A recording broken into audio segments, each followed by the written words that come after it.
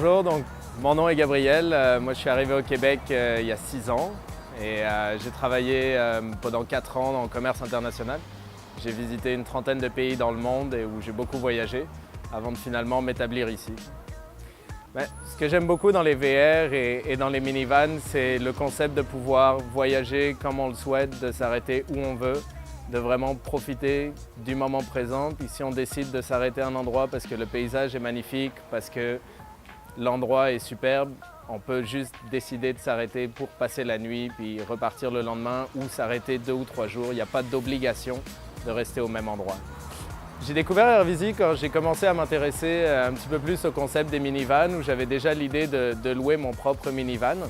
Et j'ai cherché des différentes plateformes et puis je suis tombé sur l'émission des Dragons qui m'a permis de connaître AirVizi. Puis à ce moment-là, j'ai contacté AirVizi puis j'ai rencontré Mike à 2 reprises à Montréal. C'était le moment où lui et son partenaire étaient en train de développer leur plateforme pour le Québec.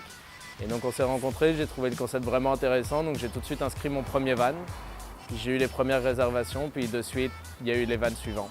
Je ne sais pas si ça va être enregistré, mais j'ai mis la première van avant d'avoir la première van. Mais je dirais que ça a été très rapide, puisque AirVizi, pour moi, ça a été le moyen de développer ma petite business. Et donc, très rapidement, je dirais en 2-3 semaines, à partir du moment où j'ai décidé d'acheter les vannes et de commencer à les louer, les premières réservations sont tombées. Je pense qu'avant tout, c'était la première plateforme au Canada à pouvoir permettre justement d'afficher son VR puis de pouvoir avoir les assurances.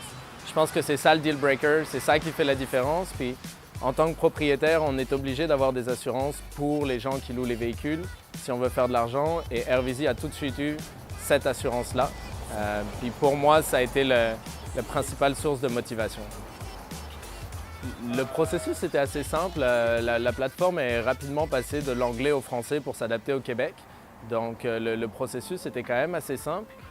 C'est sûr qu'il y a toujours des questions un petit peu challengeantes par rapport aux assurances, par rapport au paiement, ce genre de choses qu'on se pose en tant que propriétaire de VR.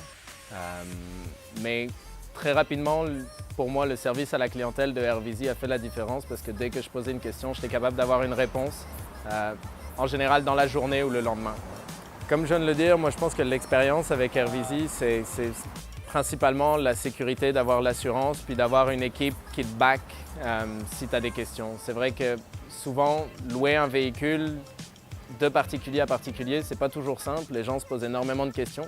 Quand on loue sur une grosse compagnie de location, forcément, on a tout de suite les réponses. Là, le peer-to-peer, le particulier à particulier, c'est une nouvelle forme d'économie. Puis avec AirVizi, comme je le dis, on a souvent la réponse du service à la clientèle rapidement et ça fait une grosse différence, autant pour moi que pour mes clients.